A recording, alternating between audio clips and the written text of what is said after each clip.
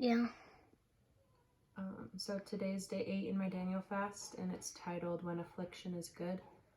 It starts with Psalm 119:71, and it says, "It was good for me to be afflicted, so that I might learn your decrees." And the author uses a story of hers that goes through her eczema and battle with eczema, and it was really bad for her, and it made her very irritable and depressed, and she just wondered, why is it good? Why is God doing this to me? Why is he letting it happen? But she just pushed through it and leaned on him for guidance, and she said she realized that her skin problems weren't a punishment from God, but it was a way to learn how to focus on him as her source of strength and comfort. And through this fast, just like I talked about yesterday, having, people doubt you or your motives, doubt your motives. It's a hard thing, but ultimately we have to push through for God and do things that God's calling you to do, no matter what people around you are saying. God knows you more than anybody else does, and he knows your heart and he knows your purpose. So no matter what anybody says or what anybody thinks, God is there. And personally, this affliction being good, I've mentioned my own health battles with, developing food allergies. And it just was funny because it came at the time when I prayed to God to help me eat better and be healthier. And then I got food allergies, so that was an answered prayer to me. That's how I always see it. That's how I will always view it, because God does turn bad things into good things.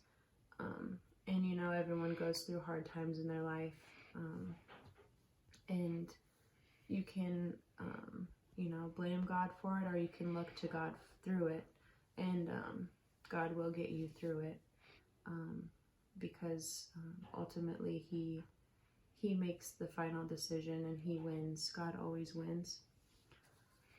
Other verses I wanted to share today are in Psalms 119.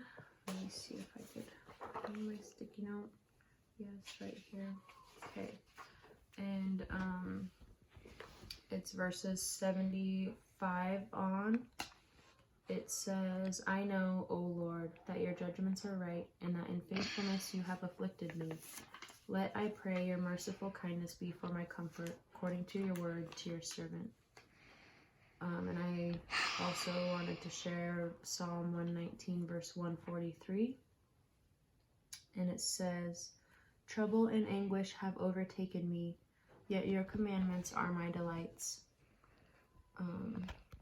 So with that, even though, you're going through a hard time, it's troubling you, it's, making you miserable, taking a lot out of you, God calls us to keep his commandments, and through his commandments, you'll find that he gets you through things a lot easier. So by following his word and doing what he asks you to do, what he calls you to do, you'll get through those hard times a lot easier. And what that means is, if you're going to act out of the flesh, act out of your own human desires and wants, you're going to lead yourself astray. You're going to make things harder on yourself than they have to be. You doing okay, 5? I don't want to order anymore. Okay, I'm almost done, okay? But, acting out of your own human desires will make things a lot harder on yourself. And so I just have to remind myself in those times that, God is looking out for me and God will win. I wrote a note that says, "Keeping your eyes on God will lead you out of hard times and not make them harder. Sin and mistakes will make them harder every time." And then another, that's why sin is sin, that's why God talks about it so much in the Bible, is just because he knows what's best for you, and he knows the things that will hurt you ultimately. They will ultimately hurt you. And that's why he mentions them so many times, is because he's protecting you through those things. So Psalm 145 verses 17, it says, "The Lord is righteous in all his ways, gracious in all his works. The Lord is near to all who call upon him, to all who call upon him in truth.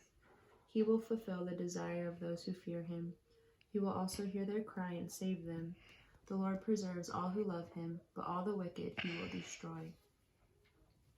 So that just goes with the theme, through all the hard times, God will win. If people are the reason for your hard times, God will win if you pursue him and call upon him and do what he asks you to do. Keep his commandments and just keep your path straight, focused on him. And like it says, the wicked he will destroy. So God will win always. So with that being said, I want to keep my focus on God and let him continue to work in me and heal me.